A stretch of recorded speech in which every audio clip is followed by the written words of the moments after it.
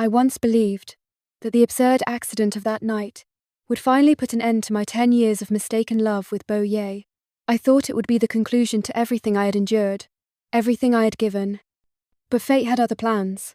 Instead of closure, it dragged me into an even darker abyss.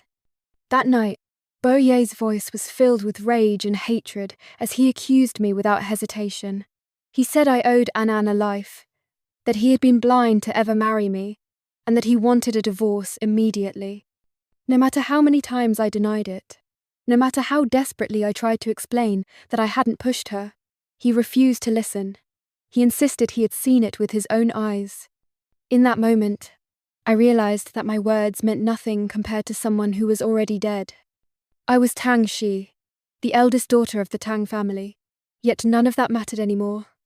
Bo Ye coldly reminded me that Anan was his ex-girlfriend and accused me of being jealous, even though they had broken up years ago. I wanted to scream that I wasn't jealous, that I wasn't guilty, but the more I spoke, the more meaningless my voice became. Eventually, I stopped explaining. I told myself that if he believed I did it, then so be it. No explanation could ever outweigh the memory of the dead. When the word divorce was thrown at me, something inside me finally shattered.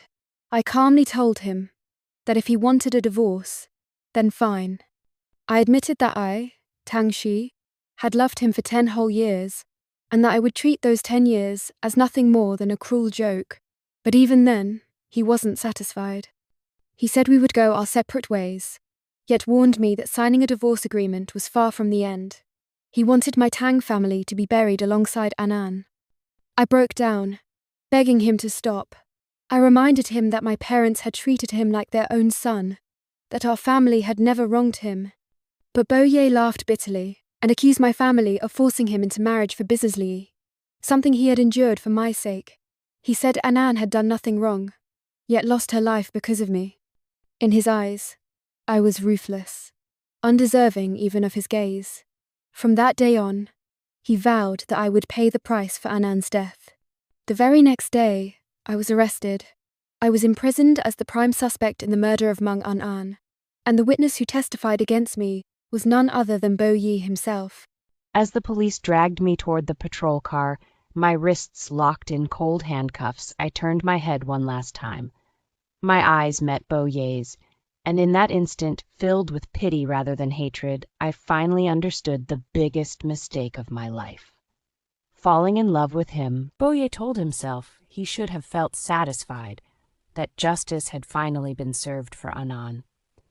Yet instead, an unbearable emptiness spread through his chest, as if a piece of his heart had been violently torn away. Prison life was cruel. The bullying from other inmates pushed me to the brink of despair more than once. And then, during one of those darkest days, I discovered something that changed everything. I was pregnant. I was carrying Bo Ye's child. Fear consumed me as I protected my unborn baby from harm, enduring every hardship silently. After 10 agonizing months, I gave birth in prison with unimaginable difficulty.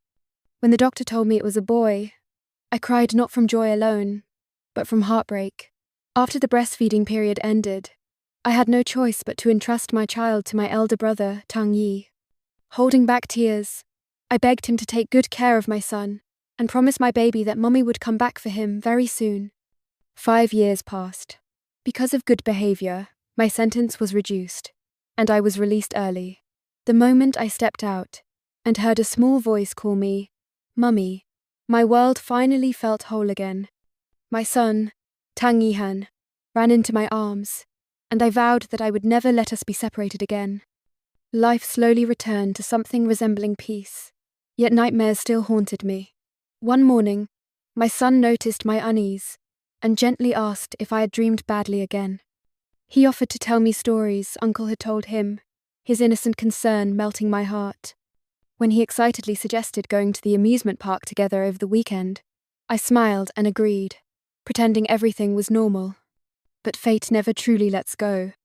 One day, a news broadcast played quietly in the background, announcing that Bo family's eldest young master, Bo Ye, would soon arrive in Blue City to work with the Ye group. The name I had buried deep inside my heart resurfaced like a sharp blade. Later, my son looked up at me with innocent eyes and asked softly if that man on the news was his father.